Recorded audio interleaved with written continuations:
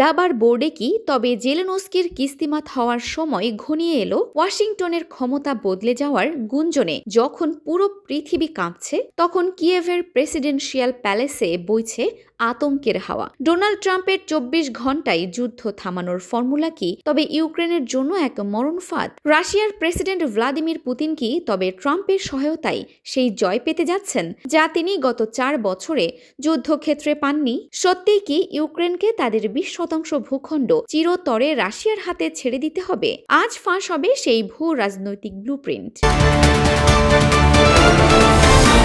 Donald Trump শুরু থেকেই বলে আসছেন, তিনি ক্ষমতায় এলে ইউক্রেনকে দেওয়া আমেরিকার বিলিয়ন বিলিয়ন ডলারের সাহায্য বন্ধ করে দেবেন। তার মতে এটি একটি অন্তহীন যুদ্ধ, যা আমেরিকার কোষাগার শূন্য করছে। কিন্তু জেলেনস্কির জন্য এই সাহায্যই হলো বেঁচে থাকার অক্সিজেন। ট্রাম্প ক্ষমতায় ফিরে আসার অর্থ হলো ইউক্রেনকে আর অস্ত্র দেওয়া হবে না। জেলেনস্কি খুব ভালো করে জানেন, আমেরিকার সমর্থন ছাড়া রাশিয়ার বিশাল সামরিক বাহিনীর সামনে ইউক্রেন বড়জোর কয়েক সপ্তাহ টিকে থাকতে পারবে। ট্রাম্পের এই আমেরিকা ফার্স্ট নীতি জেলেনস্কিকে বিশ্ব রাজনীতির মঞ্চে একলা করে দিচ্ছে। কিয়েভ এখন ভাবছে, তাদের সেই পুরনো বন্ধুরা কি তবে এবার মুখ ফিরিয়ে নিচ্ছে? পুতিনের লক্ষ্য পরিষ্কার, তিনি ইউক্রেনের ডনবাস, কেরসন এবং জাপোরিঝিয়া অঞ্চল সহ প্রায় ২০% ভূখণ্ড নিজের দখলে রাখতে চান।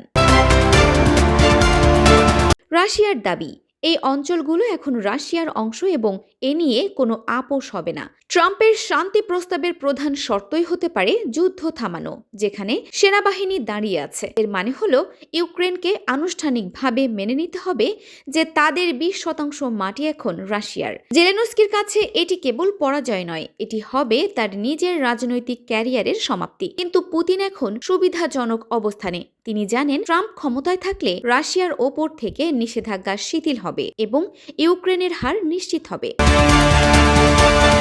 জেলেনস্কি এখন দুই চাকার মাঝে চ্যাপ্টা হওয়ার মতো অবস্থায়। একদিকে রাশিয়ার আকাশ ছোঁয়া হামলা, অন্যদিকে পশ্চিমা মিত্রদের ক্লান্ত হয়ে যাওয়া। ইউরোপের দেশগুলো চাইলেও আমেরিকার বিশাল শূন্যস্থান পূরণ করতে পারবে না। জেলেনস্কি বারবার বলছেন, ১ ইঞ্চি জমিও ছাড় দেব না।